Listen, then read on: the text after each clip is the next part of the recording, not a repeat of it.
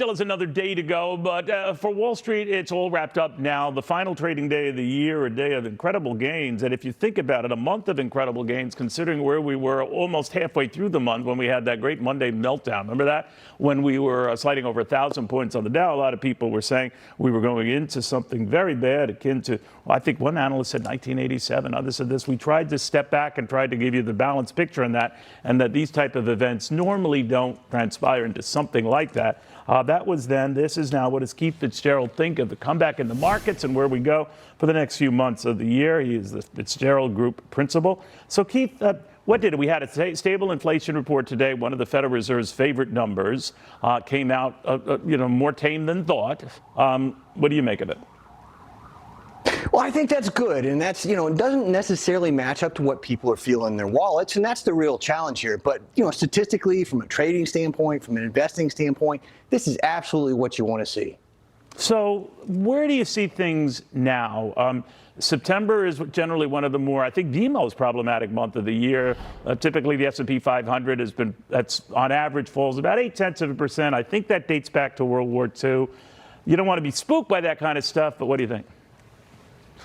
Well, you raise a very important point, right? And the markets have changed considerably over the last 70, 80, 90 years. And so September may not be as bad as you expect because of the amount of money, Neil, that's chasing stocks like Nvidia and Apple and Microsoft and many of the great names that are changing our world today. I wanted to speak to you because I didn't get the pleasure or chance on Nvidia, which, of course, reported BAFO earnings and revenues. Even guidance was pretty strong. But this time, the stock was not treated well. Today, a little bit better. But bottom line, since that report came out, it's about 4.5% lower.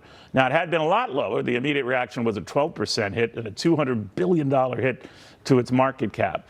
But what's interesting to me, Kevin, is that it was localized to Nvidia, and it did not really impact the other Magnificent Seven stocks that make up this, widely acclaimed, technology stock average.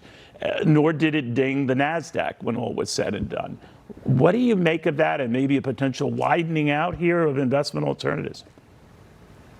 Well, there's two things at work, right? And it's important to forget to really talk about that because most average investors don't understand what's being played here. This is Wall Street's gamesmanship at its finest. Now, we have a saying in our office, when in doubt, zoom out.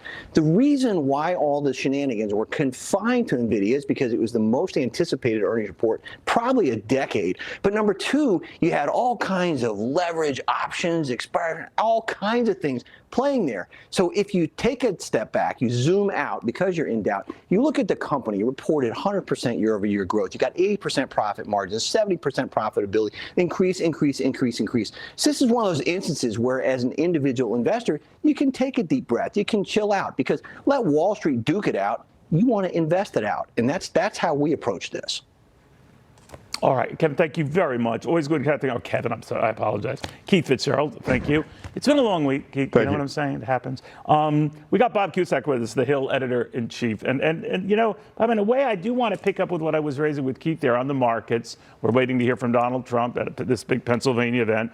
Now, he, of course, has been saying the markets, when they were advancing because of the prospect of him returning to the Oval Office. And when we sunk that day, that fateful Monday, 3 Mondays ago, it was, on concerns that Biden and everyone else was destroying the markets and they were imploding and all that. What do you think the markets mean to average voters? The lore is that they're not impacted by that because they say it's all rich guys playing that. We know for a fact that that's not the case, but how do you think this plays into the thinking of voters when they go to the polls?